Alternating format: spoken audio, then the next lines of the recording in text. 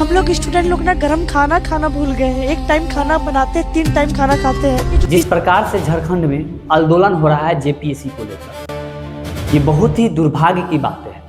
अब हर राज्य में पेपर अपने सही से कंडक्ट नहीं करा पा रहे हैं, तो उस नेता और मंत्री को बैठाना कहीं से उचित नहीं है।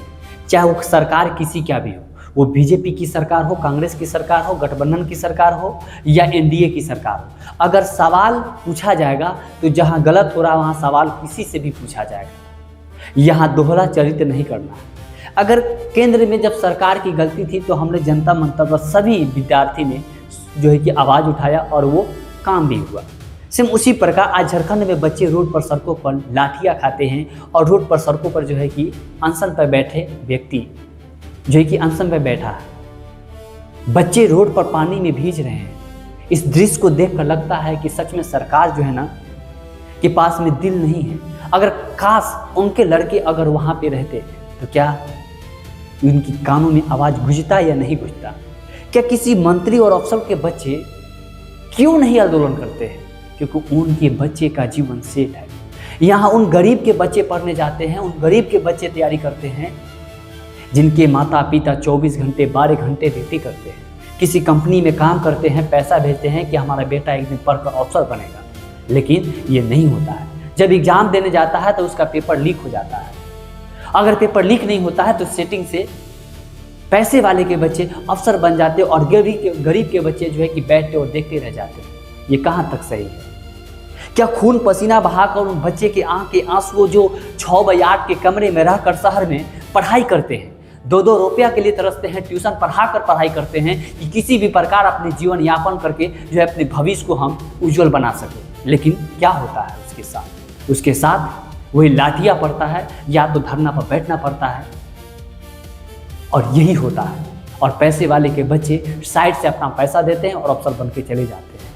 ये कहाँ तक सही है? आज पंजाब में आंदोलन हो रहा है, केरल में आंदोलन हो रहा है, झारखंड में आंदोलन हो रहा है, बिहार में भी अब शुरुआत होने वाला है। ये कैसे होगा? क्या सरकार को सिस्टम में रहकर उससे क्या दिक्कत है? क्यों आखिर पैसे वाले बच्चे को आप आगे बढ़ाना चाहते हैं? क्या गरीब के बच्चे को वोट लेना ही है?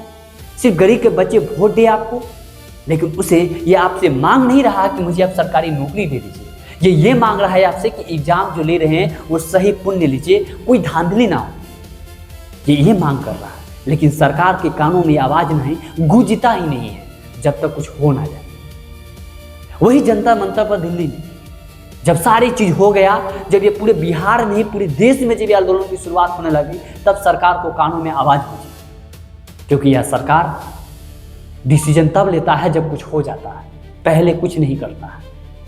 और यही सरकार की सबसे बड़ी गलती है। क्या कमी है?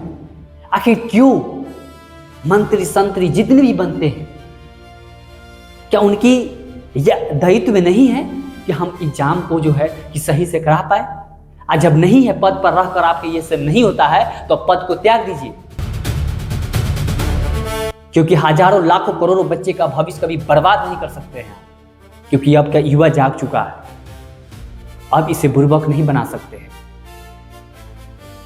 मैं खुलकर सपोर्ट करता हूं झारखंड के उन विद्यार्थियों को जिन्होंने अपने लड़ाई के लिए लड़ रहे हैं और भूखे प्यासे उससे जो है कि गार्डन में उस जो है कि आंदोलन में भाग ले रहे हैं और कहीं भी सो जा रहे हैं। सैल्यूट है ऐसे वीर योद्धाओं को जो अपने हक की लड़ाई के लिए लड़ रहे हैं।